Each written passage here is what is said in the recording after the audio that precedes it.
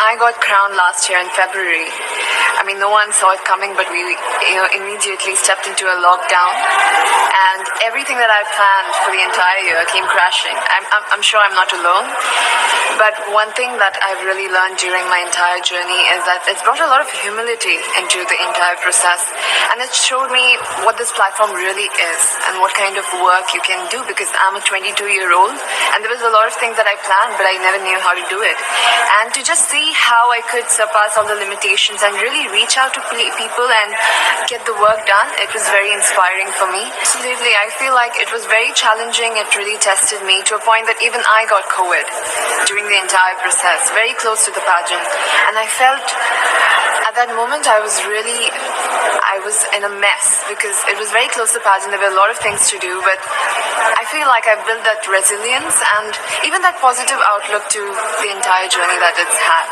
It's just made me a much more stronger person, and with a bigger picture in my mind. Now I don't look at small goals, I look at the entire picture, and you need to, at this point, start looking at the society frame of mind. I feel even globally when we are speaking, we usually talk, okay, it's my country, my area, my district, but with Corona coming into the picture, I feel now we need to talk about global unity. That's where it's pushing, and that's the direction of every dialogue that I can see.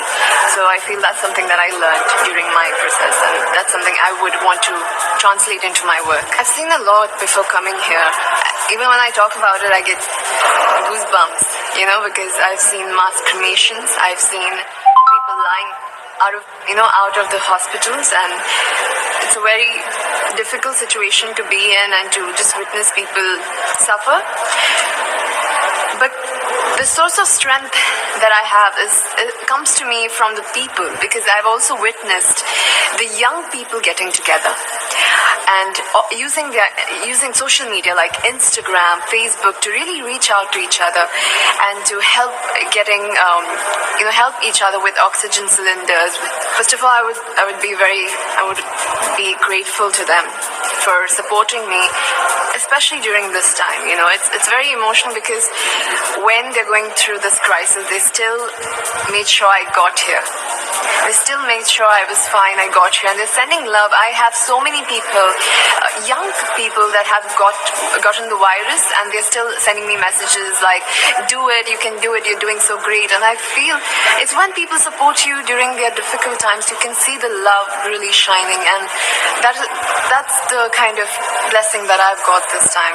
I want to thank them for that, and I want to say that even if I'm here, my heart solely lies in India. To be very honest, I'm feeling all of those feelings in different parts of it, but mostly I'm feeling very grateful to have this opportunity, especially during this time. It's just very flooring for me. That's true. You know what? In the Philippines, we have pageants all over the places. Yes, we have pageants in the barangay, in school, national, local. That's why we really love Miss Universe. It's like it's giving pride and putting the Philippines back on the pedestal. That's why there is an added pressure as a candidate coming from a pageant-loving country. But it's a good pressure. I always look up to our former Miss Universe Philippines. They really did well in the competition. And now this is my time to show who I am, to offer what Rabia can show to the rest of the universe. So I'm very happy, and at the same time, I'm excited to make all my kababayans proud, and hopefully I do. Why do you think it is that the Philippines love pageants? They have appreciation for beauty. We do love pageant because we used to think that we wanted to be included in the world. Well, my journey was crazy. You know what? I started to be a dark horse. Nobody noticed me. Nobody knows I was in the competition up until the preliminary and the coronation night. And when I won, I received different comments. Of course, there were people who didn't expect me to do well, who think that I cheated. That's why I need to redeem myself in Miss Universe. I really need to do well in this competition. I'm overwhelmed with the support, not just from the Filipino community, but also from Thailand, Latin countries who do appreciate me as a candidate, as a person. It motivates me that I am beautiful. I can offer so much in this world. And when somebody believes in you, it gives you that extra energy to really do well and perform well. But because of your love and support, I was able to be the woman that I am today. And regardless of the result, I may or I may not win the crown, but one thing is for sure, I'm gonna make you all proud. Thank you. It feels amazing. I cannot believe that I'm here. You know, with the COVID situation, I'm so glad that we're all here and that there's so many girls that are able to be a part of this competition. And what it makes me realize is that the world isn't that big. When you see all the girls in the auditorium together from different countries and everyone is so nice and so lovely, they're so warm. And I can't wait to get to know everyone. And also it's so unique to see that everyone was born into such different cultures, different languages, but we're all here together to tell our stories. Well, Thailand is very far away. That's one thing, and I really had to. It wasn't a struggle to get the visa, but it was a long process. And when I got the visa, I was very excited. But the journey here, the physical journey, if you can believe it, it was more than 30 hours, all the way from Thailand, yes. So I had to make a stop in Istanbul, and the layover was 8 hours there. Every time I see a message online, and they're saying that they're supporting Thailand, and you know, it's so nice to see the nation coming together to support their candidate, to support their representative, and it's just how a country thrives. Because we cannot thrive alone, we have to move forward together. Yeah. Oh, they are so amazing. Every time I come down, they would be screaming, Thailand, Thailand, Thailand. We came down here at 7:30 in the morning and they're already there. I think they're camping out there. But they've been so supportive and I actually know quite a few of them. Some of them are big YouTubers in Thailand and flew all the way here just for the competition. What is it like here? It is incredible. It's an incredible journey to have been able to meet all of the girls.